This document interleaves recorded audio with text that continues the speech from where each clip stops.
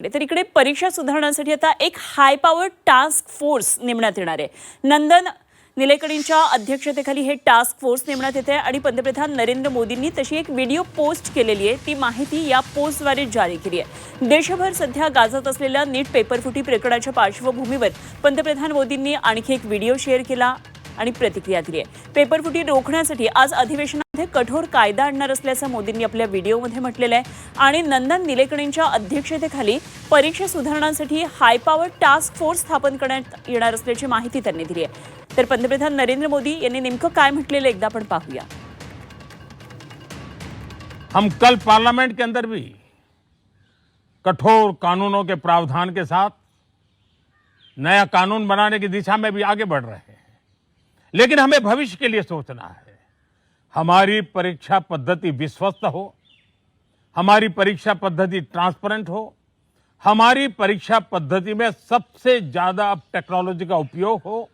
In सारी बातों को ध्यान में रखते हुए विश्व प्रसिद्ध टेक्नोलॉजी एक्सपर्ट श्रीमान नंदन निलेकणी जी के नेतृत्व में एक हाई पावर टास्क फोर्स बनाने का निर्णय किया है, जो एग्जामिनेशन रिफॉर्म की तरफ फोकस करेगा और जल्द से जल्द आने वाली परीक्षाओं की विश्वसनीयता को सुनिश्चित करने का काम इसके रिपोर्ट के आधार पर कर दिया जाएगा. टास्क फोर्सचे अध्यक्ष नंदन निलेकणी असतील. मात्र या टास्क फोर्समध्ये नेमके कोण कोण आहेत तेही आपण एकदा पाहूया. ही टास्क फोर्स अत्यंत महत्त्वाची आहे आणि टास्क फोर्सचे अध्यक्ष नंदन निलेकणी असतील. माजी अध्यक्ष इस्रोचे एस सोमनाथ सुद्धा या टास्क फोर्समध्ये असतील. तपन डेगा माजी संचालक IBचे तेही या टास्क फोर्समध्ये आहेत. व्ही कामकोटी आहेत जे IIT चेन्नईचे संचालक आहेत. तर अनिता करवाल असतील या टास्क फोर्समध्ये, ज्या माजी शिक्षण सचिव होत्या.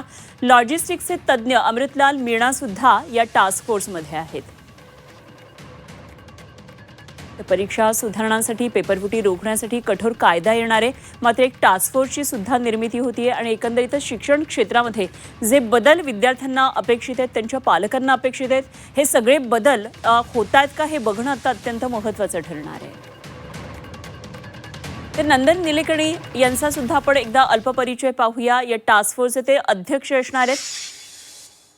तर नंदन निलेकणी यांची थोडक्यात ओळख: प्रसिद्ध उद्योगपती आहेत, तंत्रज्ञान तज्ज्ञ आहेत, इन्फोसिसचे सहसंस्थापक ते आहेत. तर 2002 ते 2007 या काळामध्ये ते इन्फोसिसचे CEO होते. भारताच्या डिजिटल क्रांतीमध्ये निलेकणी यांचं मोठं योगदान आहे. आधार कार्ड योजनेचे ते जनक आहेत. आधारमुळे भारतीयांना डिजिटल ओळख मिळाली होती, UID मिळालेलं होतं आणि निलेकणी यांनीच या सगळ्याचा शोध लावलेला होता. भारतीय विशिष्ट ओळख प्राधिकरणाचे ते अध्यक्ष होते. 2006 मध्ये त्यांना पद्मभूषण पुरस्कारानं गौरवण्यात आलेलं आहे.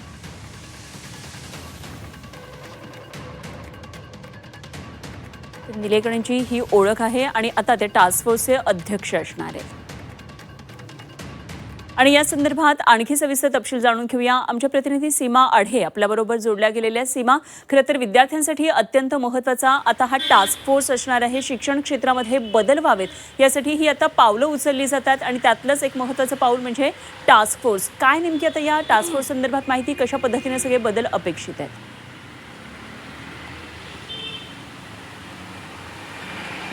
नक्कीच अनुपमा, आपल्याला माहिती आहे की पेपरफुटी प्रकरणी देशभरात विद्यार्थ्यांनी जेनजीने आंदोलन केलं आणि सरकारच्या विरोधात एक रोष दिसून आला आणि परीक्षा व्यवस्थेवरती विद्यार्थ्यांसह पालकांचा देखील आता विश्वास राहिलेला नाही आहे. ही बाब लक्षात येताच सरकारने तर शिक्षण मंत्र्यांचा राजीनामा घेतलाच, मात्र दुसऱ्याच दिवशी पंतप्रधान नरेंद्र मोदी यांनी टास्क फोर्सची घोषणा देखील केली. नंदन निलेकणी यांच्या अध्यक्षतेखाली टास्क फोर्स स्थापन करण्याची घोषणा त्यांनी केल्यानंतर एक बाब ही लक्षात येते की आता विद्यार्थ्यांचा आणि पालकांचा विश्वास पुन्हा एकदा संपादित करण्यासाठी प्रयत्न हे केले जात आहेत. टास्क फोर्समध्ये नंदन निलेकणी यांच्यासह इतर विविध क्षेत्रांमध्ये काम केलेल्या तज्ज्ञांचा समावेश असणार आहे.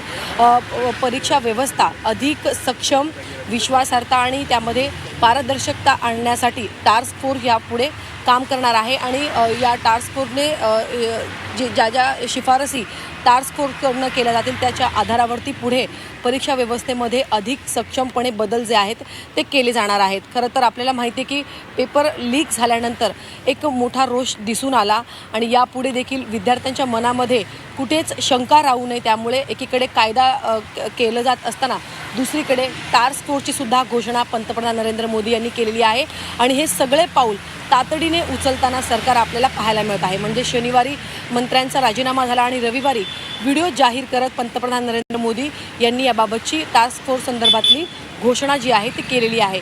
विश्वासार्हता कायम राहावी यासाठी हे सगळे जे प्रयत्न आहेत ते सध्या केले जात आहेत. त्यामुळे टास्क फोर्स भविष्यात कशा पद्धतीने काम करणार आणि जास्तीत जास्त तंत्रज्ञानाचा कशा पद्धतीने या सगळ्या परीक्षा व्यवस्थेमध्ये वापर केला जाणार हे सुद्धा पाहणं महत्त्वाचं असेल. खरे आणि विद्यार्थी तर यावर समाधानी होतात का हे सुद्धा बघणं महत्त्वाचं ठरणार आहे, कारण ही एक प्रक्रिया असणार आहे. ही प्रक्रिया निरंतर चालू राहणं तितकंच गरजेचं असणार आहे.